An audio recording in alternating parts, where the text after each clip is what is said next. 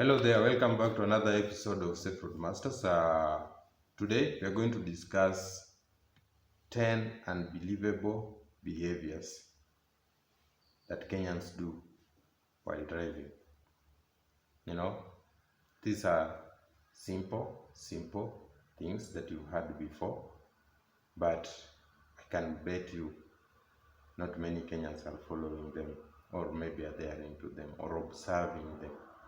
And they pose a risk to you, to your family, and to other road users. And most Kenyans, they miss these things.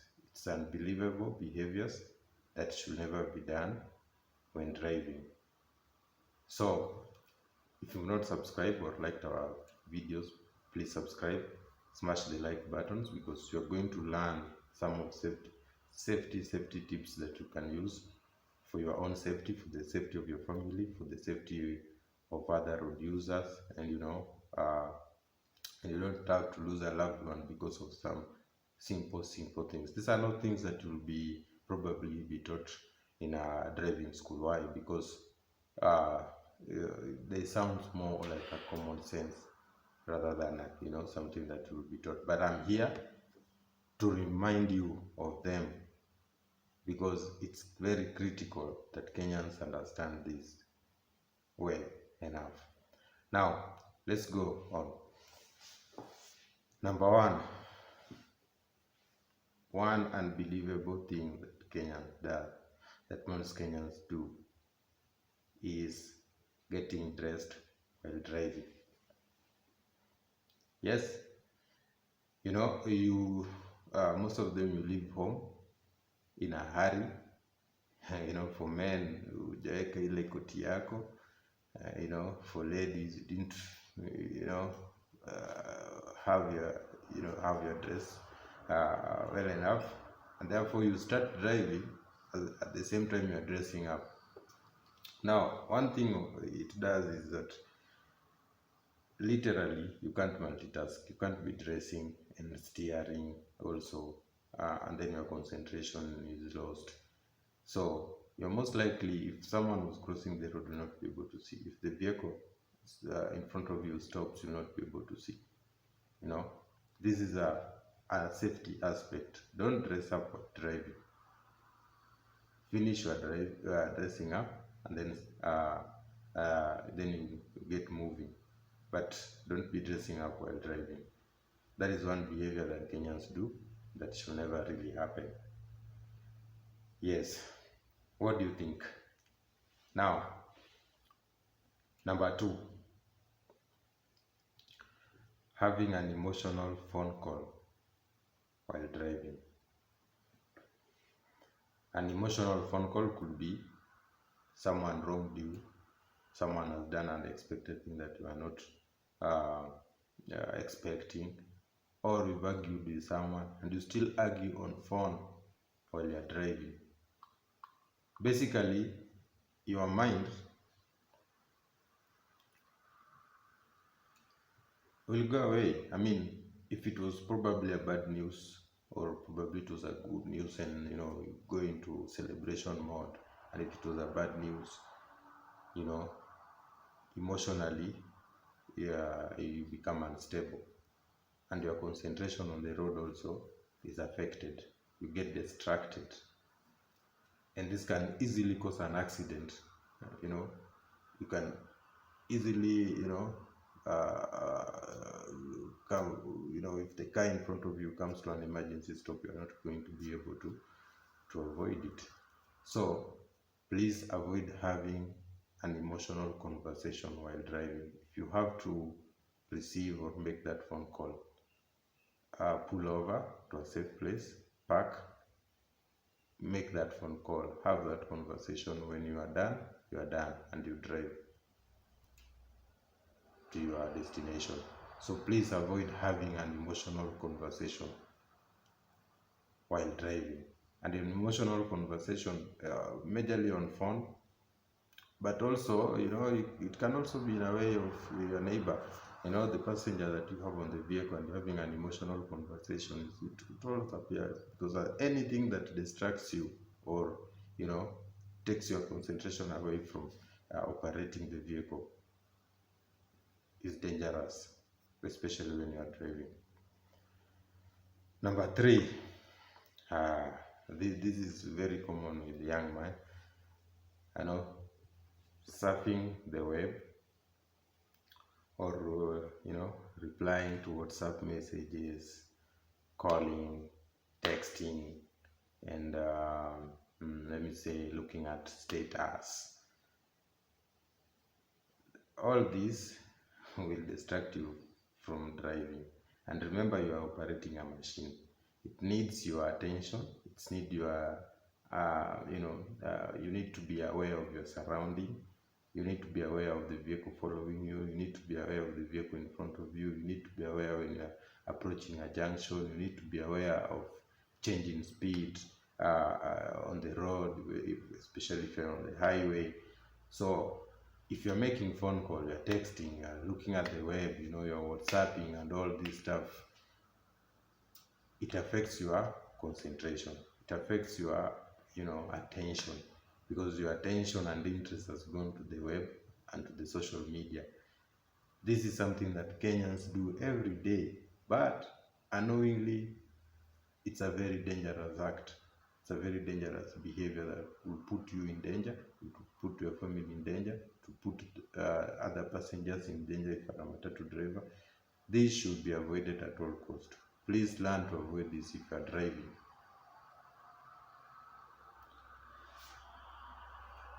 Number 4, a very interesting one. There are parents, individuals, and all who wants to discipline their kids while driving. You picked your kid from school, and probably has done one or two wrong things, or maybe the school uniform has been torn and all that, and you get pissed off. And then now when you're driving, going home, or maybe taking a kid to school, then you're like, why are you doing the what? All that stuff. It distracts you hugely, and instead of concentrating on the road and being aware of what is happening on the road outside of the vehicle, your attention is so much inside the vehicle because you're scolding this child, you're punishing this child, and it's similar to almost what I was telling you about emotional conversation. So you should never be, discipline or punish your kids when you are driving. Please arrive safely home, then you do the disciplinary process, as per how you carry it out in your home. But you should not do that when you're driving. This endangers you, it endangers that kid and every other person on board. So at all cost, avoid punishing or doing an act of disciplinary when you are driving. Do one thing at a time. Remember, you are operating a machine. Please remember that.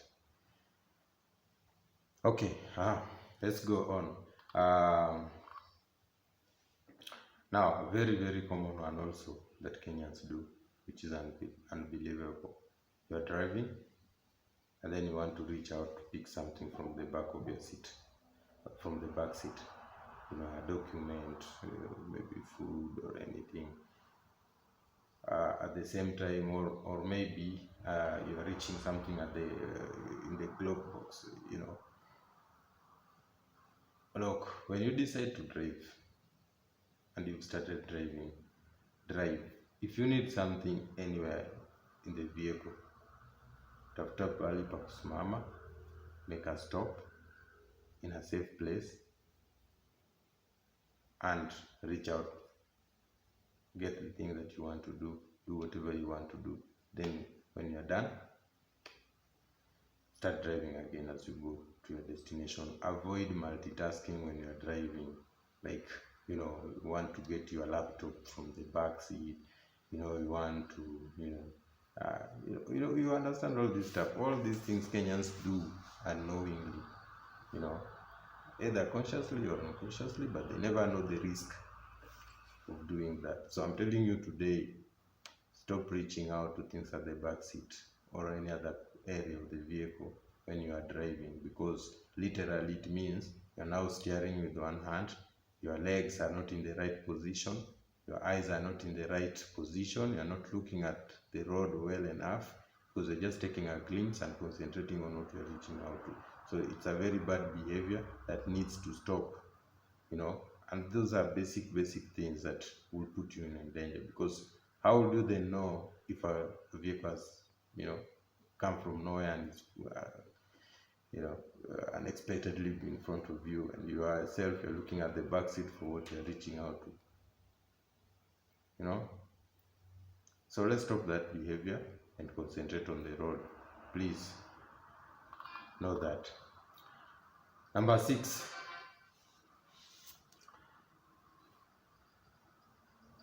ladies applying makeup and driving, or men shaving, and this is, you will see it everywhere, especially ladies when they're about to reach their destination. If they are going for a meeting or so, then you start applying that makeup, looking at the mirror instead of concentrating on the road, and at times you unapata gari in a drift away from the main road.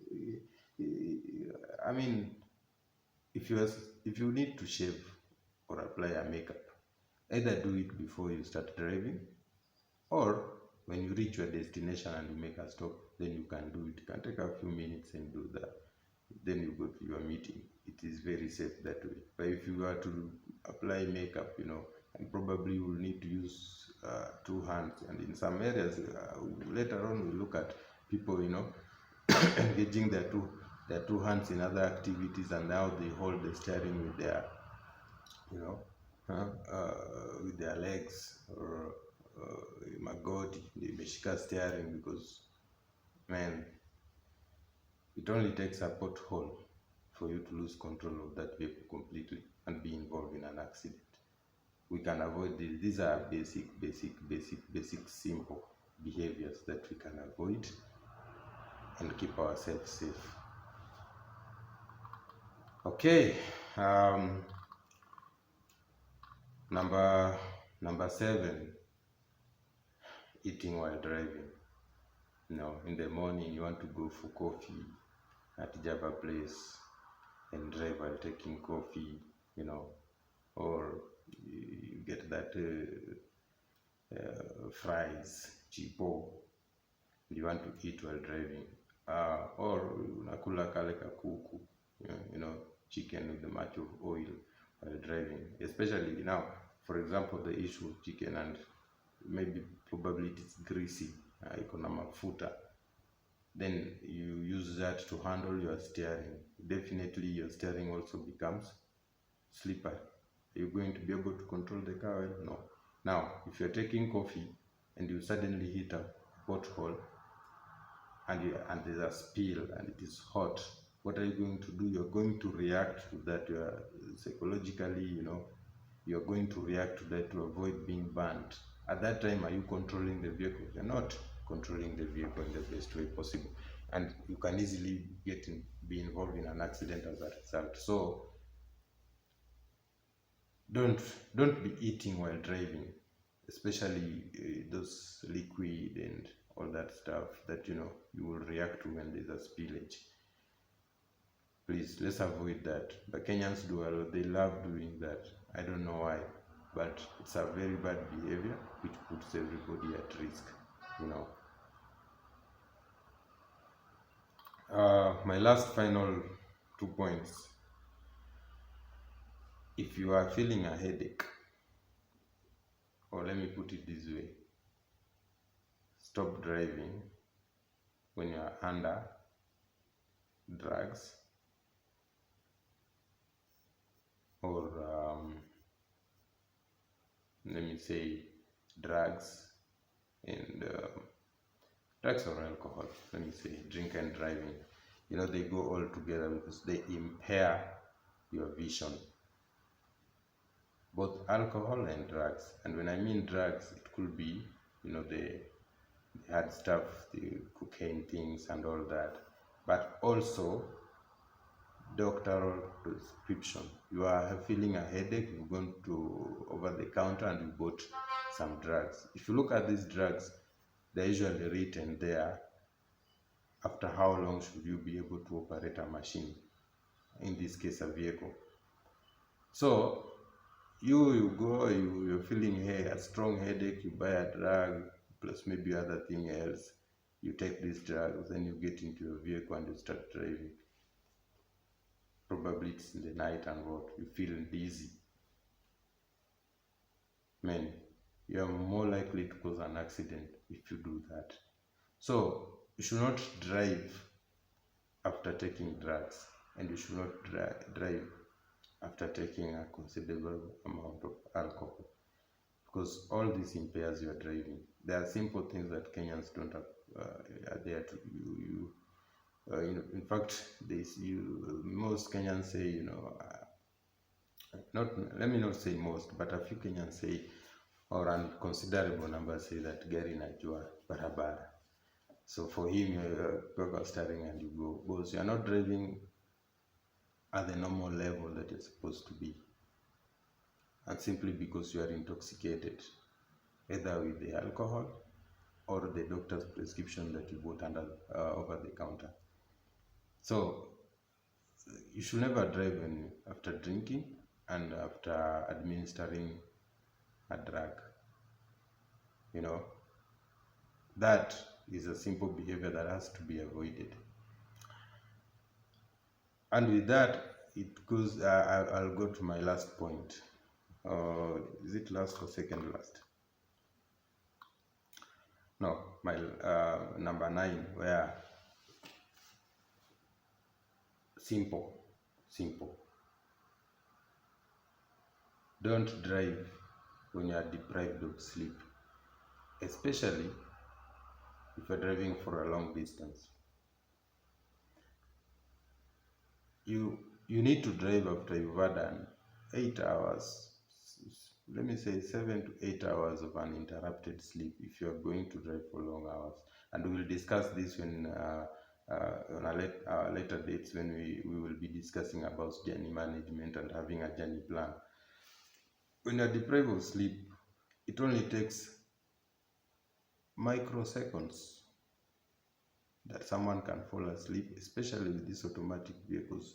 You can easily fall asleep for a few seconds, and you only need a few seconds to be involved in a road accident.